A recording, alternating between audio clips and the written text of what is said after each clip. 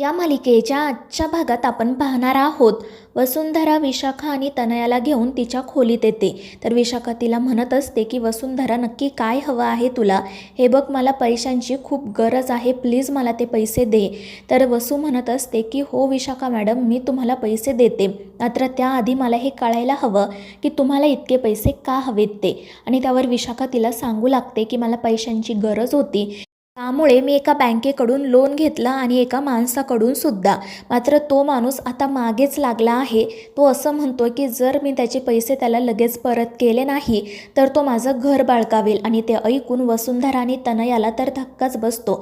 तनया म्हणत असते की मम्मा हे इतकं सिरियस आहे, मला खरंच माहिती नव्हतं, तुम्हाला आधी का नाही सांगितलं. तर विशाखा चिडूनच म्हणते की तुला सांगून काय उपयोग, मी तुला एक काम करायला सांगितलं होतं ते सुद्धा तुला जमलं नाही. आणि मग ती पुन्हा वसूला म्हणू लागते की वसुंधरा प्लीज मला ते पैसे परत दे. तर वसुंधरा म्हणत असते की नक्की देईल, मात्र त्यासाठी माझी एक अट आहे, ती जर अट तुम्हाला मान्य असेल तरच तुम्हाला पैसे मिळतील. पण तनयामध्येच म्हणते की हे काय चाललंय ग तुझं. मात्र त्यामुळे विशाखा तिच्यावरच ओरडताना वसुंधराला म्हणते की तुझी प्रत्येक अट मला मान्य आहे, काय हवंय सांग, तुला हवं तर मी तुझे पाय पकडते, तुझ्या पुढे हात जोडते. आणि ती खरोखर वसुंधराच्या पायासुद्धा पडते. तर वसुंधरा म्हणत असते की हे सगळं करायची काही गरज नाही आहे. आणि मग त्यानंतर ती एक कोरा कागद आणि पेन घेऊन येते आणि विशाखाला सांगते की यावर तुम्ही सही करा. मात्र तनया म्हणत असते की तुला काय वेड लागलंय का, तू कोऱ्या कागदावर सही करायला सांगतेस का मम्माला. तर विशाखासुद्धा म्हणत असते की तुला कळतोय का याचा अर्थ, तू असं करशील मला वाटलं नव्हतं. तर वसू म्हणत असते की ठीक आहे, नसेल करायची सही तर नका करू, मी जाते. मात्र विशाखा म्हणते की प्लीज असं करू नको, जर तुला हवं असेल तर मी या कोरा कागदावर सुद्धा सही करायला तयार आहे. आणि मग ती वसूच्या हातून तो कागद पेन घेते आणि त्यावर सही करते. तनया तिला थांबवण्याचा प्रयत्न करत असते पण काही उपयोग होत नाही. आणि मग तिने त्या कोऱ्या कागदावर सही केल्यावर वसुंधरा म्हणते की ठीक आहे, आता तुम्ही खाली जा, कोणाला काही सांगायची गरज नाही आहे, पुढे काय करायचं ते मी बघते. त्यामुळे नाईलाजाने त्या दोघीजणी खाली जातात. तर दुसरीकडे हळदी कुंकवाचा कार्यक्रमसुद्धा संपन्न झालेला असतो. जयश्रीच्या मैत्रिणी तर तिचं खूपच कौतुक करत असतात आणि मग त्यानंतर त्या तिचा निरोप घेऊन आपापल्या घरी जाण्यासाठी निघतात. मग आकाश मुलांना घेऊन खाली येतो. मुलं जयश्रीला सांगत असतात की आज आम्ही खूप मजा केली, त्यामुळे जयश्रीसुद्धा खुश होते. मग वसूसुद्धा त्या ठिकाणी येते आणि मुलांना फ्रेश व्हायला पाठवते. त्यानंतर आकाश आणि जयश्रीसुद्धा तेथून निघून जातात आणि तनया आणि विशाखा त्या ठिकाणी येतात. विशाखा वसूला विचारत असते की आता पुढे काय करायचं आहे. तर वसुंधरा म्हणत असते की मी ती पैशांची बॅग घेऊन येते, तुम्ही ते सगळे पैसे अखिलला परत द्यायचे. आणि त्यावेळी विशाखा म्हणते की तू काय बोलतेस, तुला कळतंय का. तर वसुंधरा म्हणत असते की हो, ते सगळे पैसे तुम्ही अखिलला द्यायचे, कारण माझ्या नवऱ्याने कष्टाने कमावलेले पैसे आहेत ते.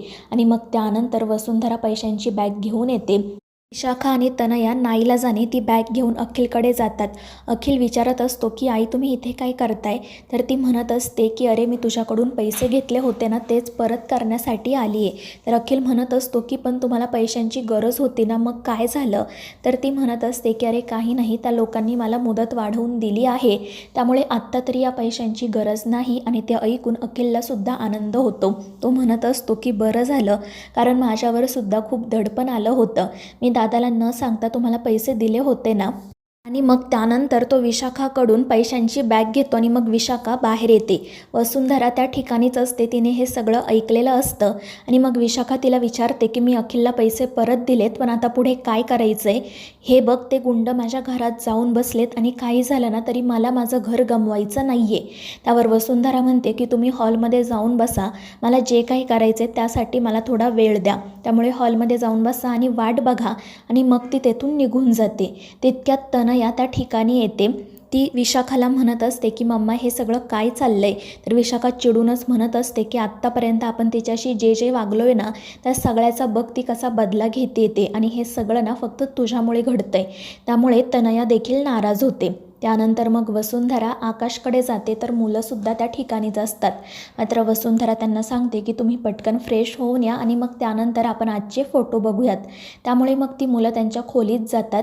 तर वसूचा पडलेला चेहरा बघून आकाश तिला काय झाले ते विचारतो. तर वसू म्हणत असते की मला तुम्हाला एक महत्त्वाची गोष्ट सांगायची आहे आणि मग ती आकाशला विशाखाबद्दल सांगू लागते. दुसरीकडे जयश्री माधवरावांना सांगत असते की आज सगळ्या जणींना माझं खूप कौतुक करत होत्या. त्या म्हणत होत्या की मी अगदी 10 वर्षांनी लहान दिसते, काही राजेशाही थाट होता माझा माहिती आहे का तुम्हाला. मात्र माधवरावांना या सगळ्यात काही इंटरेस्ट नसतो. ते म्हणत असतात की अगं आपण मुलांच्या लग्नाच्या वेळीसुद्धा इतका खर्च केला नव्हता जितका खर्च तू या हळदी कुंकवाला केला आहे. त्यापेक्षा साधं हळदी कुंकू केलं असतं तरी चाललं असताना. मात्र जयश्री म्हणत असते की काय हरकत आहे, तुमच्या त्या गुरुमातांनी माझा किती अपमान केला होता आठवत आहे ना तुम्हाला. तेव्हापासून तर मला काय हवंय काय नको याची कोणाला काही फिकीर नव्हती. मात्र तनयाला कळलं माझा आनंद कशात आहे ते आणि तिने माझ्यासाठी हे सगळं केलं. आणि मग ते ऐकून माधवराव म्हणतात की ठीक आहे जशी तुझी इच्छा, आणि ते झोपायला जातात. दुसरीकडे वसुंधरा आकाशला विशाखाचं घर काही गुंडांनी ताब्यात घेतल्याचं सांगते. मात्र तनयाने आणि विशाखाने ते पैसे चोरलेले असतात याबद्दल ती आकाशला काही सांगत नाही. तर आकाश म्हणत असतो की विशाखा मावशीवर एवढं मोठं संकट आलंय, मग तिने आपल्याला काही सांगितलं का नाही. निदान तिने अखिलला तरी सांगायला हवं होतं ना, तो तिचा जावई आहे, त्याने तिला मदत केली असती. तर वसू म्हणत असते की असं नाही आहे आकाश, कारण आज आपल्याकडे सुद्धा जावयाकडून मदत मागणं लाजिरवाणं समजलं जातं. त्यामुळे कदाचित त्यांनी अखिलला काही सांगितलेलं नसेल. मात्र त्या गुंडांनी त्यांचं घर ताब्यात घेतले, काही झालं तरी त्यांच्या डोक्यावरील छप्पर जायला नको. तर आकाश म्हणत असतो की वसू आपण त्यांना मदत करू, हवं तर याबद्दल आईला काहीसुद्धा कळणार नाही. मात्र बिझनेस अकाउंटमधून एवढे पैसे कसे काढायचे. तर वसू म्हणत असते की मला असं वाटतं आपण पैशांची मदत करणं गरजेचं नाही आहे. त्यापेक्षा ना तुम्ही त्या गुंडांसोबत जाऊन बोला. तुमचं इतकं मोठं नाव आहे, ते नक्कीच तुमचं ऐकतील. विशाखा मावशींची गॅरंटी तुम्ही घ्या. त्यांना पैसे परत करण्यासाठी थोडा वेळ मागून घ्या आणि मग त्यानंतर त्या स्वतःहून पैसे परत करतील. आपल्यालासुद्धा त्यांना पैसे देण्याची गरज पडणार नाही. आणि वसूचं हे बोलणं आकाशलासुद्धा पटतं. तो म्हणतो की ठीक आहे, मग मी लगेच विशाखा मावशीसोबत तिच्या घरी जातो. तर वसू म्हणत असते की मी सुद्धा तुमच्यासोबत येते. आणि मग ते दोघेजण लगेच खाली जायला निघतात. तर इकडे तनया आणि विशाखा बोलत असताना जयश्री त्या ठिकाणी येते. ती म्हणत असते की तू अजून घरी गेली नाहीस का. तर विशाखा म्हणते की अगं नाही, मी गाडीची वाट बघते. तर जयश्री म्हणत असते की अगं मग मी अखिलला पाठवते तुला सोडायला. पण तितक्यात आकाश आणि वसुंधरा त्या ठिकाणी येते. आकाश म्हणत असतो की मावशी मी तुला तुझ्या घरी सोडतो. मात्र जयश्री म्हणते की तू का, अखिल जाईल ना. मात्र आकाश म्हणतो की नाही, त्याला झोपायची गरज आहे, त्याच्या उद्या खूप मीटिंग्ज आहेत, त्याला आराम करू दे. मी आणि वसुंधरा बाहेर जाणारच आहोत, मी मावशीला घरी सोडतो. आणि ते ऐकून जयश्री तोंड पाडूनच म्हणते की ठीक आहे जा. आणि मग त्यानंतर विशाखा लगेच त्या दोघांसोबत घरातून बाहेर पडते. मात्र वसुंधरा आकाशसोबत बाहेर गेली ही गोष्ट जयश्रीला काही आवडत नाही. ती लगेच ती गेल्यावर तिच्या मागून वाटेल ते बोलायला सुरुवात करते. मात्र त्यावेळी तनया काहीच बोलत नाही, ती गप्प उभी असते. तर मित्रांनो, या मालिकेच्या पुढील भागांच्या अपडेट्ससाठी आपल्या चॅनेलला सबस्क्राईब करा.